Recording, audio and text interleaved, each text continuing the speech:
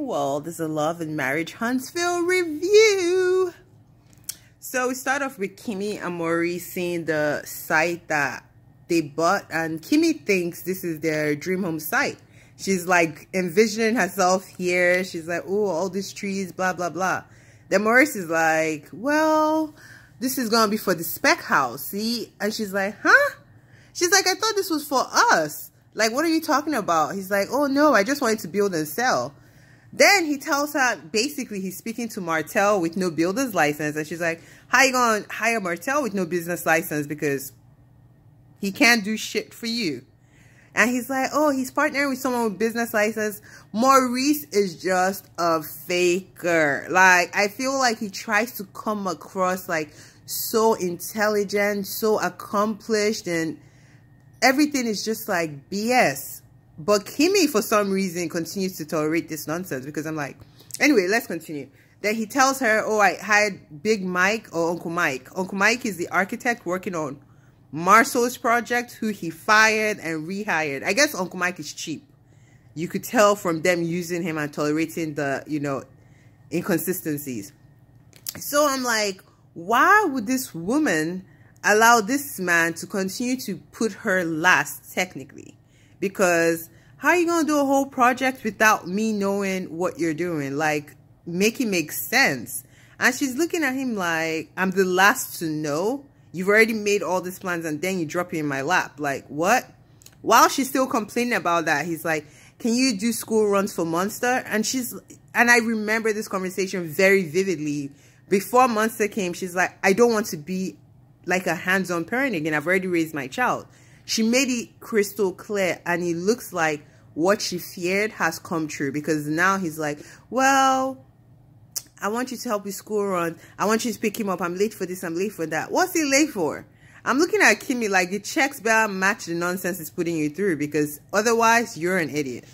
We get to the next scene, which is Martel, his mom, and the kids. The mom is wearing a raggedy wig that I don't even know where she got. It was dry. Then her makeup looked oily and the eyebrow looked so thick. She was a distraction, like her whole look. Anyway, she's doing the baby's hair, the cute one, and I'm like, oh. So they send the kids out because you could tell they're about to gossip about Mel. Then Martel starts on Mel this, Mel. He's trying so hard to paint Mel as a bad mom, and I'm just like, it's not working. It's not landing. She can't be a bad mom if she's over here paying your bills so that you can keep her children safe.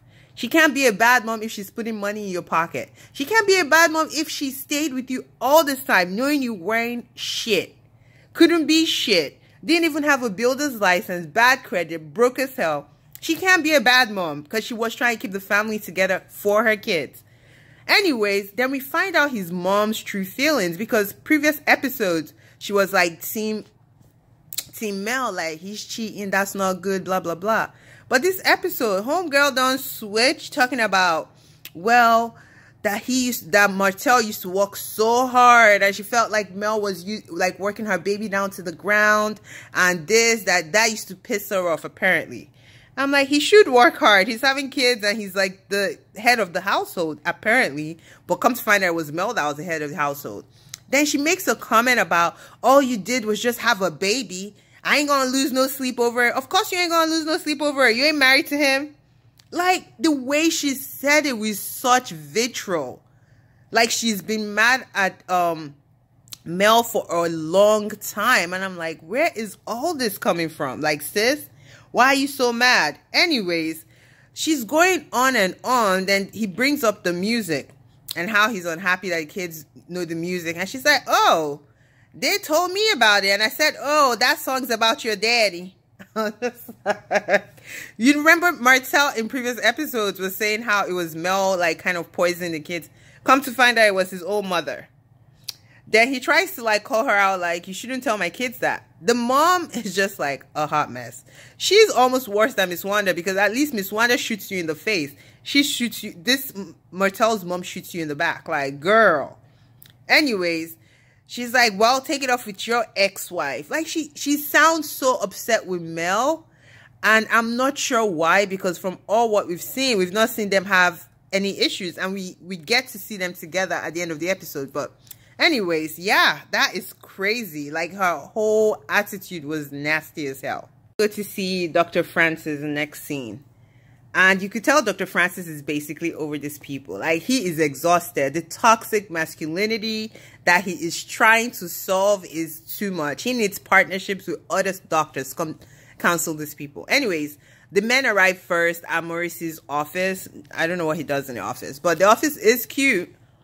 You know, Maurice likes to make things look good, but I don't know if that is actually generating income or just for a look. Anyway, so they're there. They call Marceau because I guess 3 of them were supposed to do this therapy session together. Marceau calls himself jogging, talking about he's not interested in it. Then makes a nasty comment talking about Dr. Francis is for women or men that think like women. Boy, you're a whole bitch. Like, who talks like that? Because he calls you out on your mess, you're offended. I'm just like, I cannot. Like, this man is so toxic. Well, are you saying your brother acts like a female? What does that even mean when it comes to counseling? Like, you sound so stupid. That's the thing with these men on this show, especially the Scott brothers. They try to be more than what they actually are. Like, oh, we're high achievers. Maurice kept saying that. Oh, high achievers always have problem with, like, balancing time. Then, anyways, I'm just pissed. I am so pissed at them. So the therapy session starts and Maurice tries to blame Kimmy for being jealous that he's trying to basically grow his brand. I'm like, she was with you when you weren't shit. This Negro just took his bar like 2 years ago. Like, and Kimmy was already an RN, already an established woman, already had her real estate license. So you could tell Kimmy was the one probably bringing the bread home. But he just got his law license and he's talking about huge achiever, overachiever. You were almost 40 when you got your law license. What are you talking about? Like, I would need him to just be calm. I don't know if he's putting on for the show because it's not adding up. Your whole history ain't adding up. Like, you're not no big achiever. Your house is super regular. If you were such a big achiever, you'd have already been something before you got on this show. But because of this show, which you're supposed to take advantage, I'm not knocking that. Take advantage, grow your brand, but don't come across like, I'm just this big Willie. I'm trying so hard, and my wife is so jealous. She doesn't know how to, you know, allow me be great. And Dr. Francis is like, no. You have 2 wives because you're trying to put in all your effort into this and then come home and give Kimmy scraps. So you're the one not managing yourself, and you have to ask yourself, what is it costing me? Am I okay with what it's costing me? And he didn't even, Dr. Francis at the end was like, I'm not even going to give you no assignment. You figure it out, basically, and think of what's important to you. And if it is, you're going to make the changes necessary. Then Martel's stupid self is like, oh, this reminds me of Mel when she didn't put the kids first. She was always working. Like, which one is it? Because your mom in the previous scene talks about how you were working all the time. Now you're saying Mel is working all the time. Are you mad that she's not hungry? Are you mad that she's not broke? Are you mad that her credit score is not 400? Like, what is it? So he's just obsessed with Mel. It's like he doesn't want her, but he doesn't want her to be great without him. And she's great without him, and it's killing him slowly. And I'm just like, bro, focus on rebuilding your life. How about that? Anyways, that was a mess. But Maurice claims that he's listening. He heard what the doctor says. Hopefully he implements it in his life, because I cannot. He is toxic. But he's like a palatable toxicity, because his brother, on the other hand, is just nasty. Like, the way he treats people, the way he dismisses people is just so uncouth. Like, I don't care who you are, how much money you have. And to be honest, they don't even have that. I'm not even counting their coins, but they don't. All their stuff started when the show started. I mean, he still lives in a townhome with his wife, which is fine. It might be for financial reasons. Like, he would rather put his money into growing stuff. But don't come across and act like you're a Jeff Bezos already established. Like, we're all starting from somewhere. Humble yourself. Talking about Dr. Francis only counsels women or men that think like women. You're a whole bitch. You're not worthy to be called a woman. Marceau, bitch.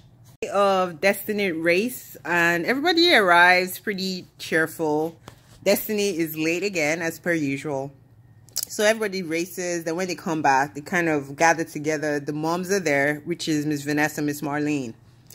And Marlene is on 10, you could tell, because Destiny is like talking to Martel, because Tiffany brings up that why every time we get together, there's like an argument, like this was supposed to be our anniversary and you guys basically blew up. So Destiny's like, yeah, Martel, you're passive aggressive. You always try to get Melody started. Next thing we know, Miss Marlene is like yelling, that's not your husband. Don't talk to him. That there is Mr. Holt. You guys always gang up on my son. And Destiny's like, gang up. Like, I'm telling him what the conversation me and him have. And Miss Marlene is like, stop standing up for Melody all the time. Let her do her own thing herself. And Destiny's like, this is not about Melody. This is about a conversation I had with Martel. He's also my friend. Then she walks up to Melody and talking about, handle your shit. I was like, Melody is better than me. But in that moment, if you looked at Melody, you could tell she's like, She's basically like monitoring the scene. Like, this is some shit. But she doesn't say nothing. She's just literally staring, looking disappointed and stuff. And I was just like, this is crazy. Then Martel is like, I don't want no ladies disrespecting me like that. Like, Destiny is raising her voice. I'm happy my mom is here to like stand up for me. I'm like, you yell at everybody. You say the most disrespectful stuff. So what are you talking about?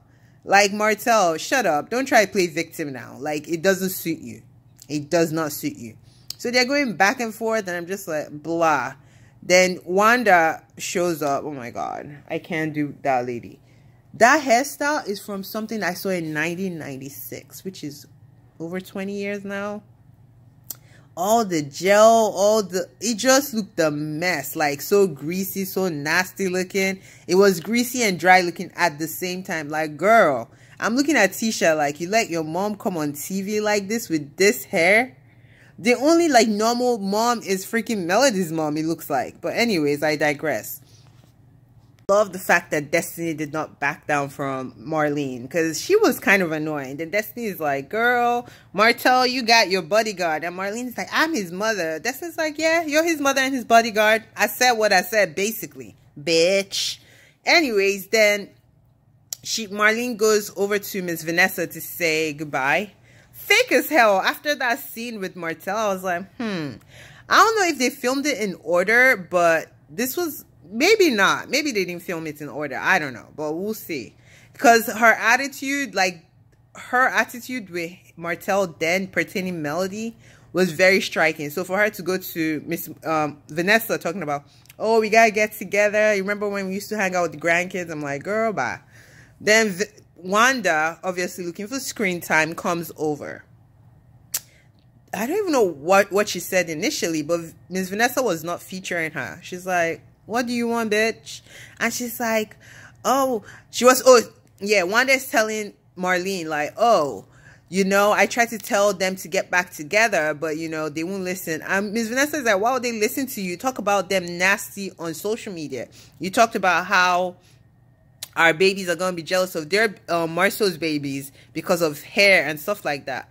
And Marlene, which was, you know, being crunk all night, didn't stand up for her grandkids. I thought that was very peculiar. She's like, you know, I stay out of stuff. I'm out. Goodbye. Love you. This and that. And then she walks away.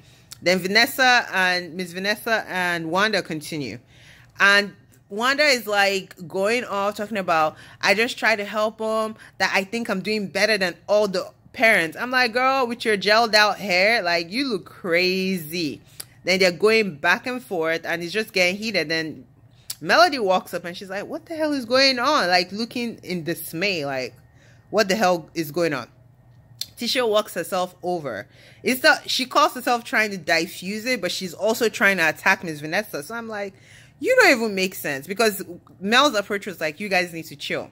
Tisha's like, well, you do the same thing. And she tries to touch Miss Vanessa. Miss Vanessa's like, don't touch me, little girl. And she's going on. And eventually Melody is able to like bring it down all the way. Because Tisha is her mother's child. She's more passive aggressive, but she is her mother's child. Like, Wanda needs her face beat. She ain't met the right one, but she will. She ain't met the right one. But I'm just like, girl, you are toxic AF. Like, nobody wants to deal with this mess. Ugh. And I'm happy Miss Vanessa said, go on to Tisha and Marcia and manage their life. Don't come with me with this nonsense. Tisha is apparently she's a keyboard gangster, basically. So she's in confessional talking about Miss Vanessa called my mom ghetto. Your mom is personified ghetto. She doesn't know how to act. She doesn't know how to speak. I wish she would orate her words much better than she does. And it's just like, her whole attitude is ghetto. She's always ready to fight. At 50-something, who does that? That is the personification of ghetto trash. And she's offended. She's like, we're both country. Being country doesn't make you ghetto. I live in Texas. There's a whole bunch of country people. It doesn't make them ghetto. It's your attitude, your lack of home training, your willingness to insult children on social media, your willingness to physically assault people or be assaulted. Like, that is ghetto trash. And at what age do you end this? Tisha is her mom. Because even in that fight, she disrespects Miss Vanessa, calls her Vanessa, which is like what you don't do as with the southern moms and things like that. And she's like, Miss Vanessa, when she corrected herself, all nasty. I'm like, Tisha, go to bed. Now you want to pump your chest. When it's time for you to open your mouth to your toxic ass husband, you don't do it. Girl, bye.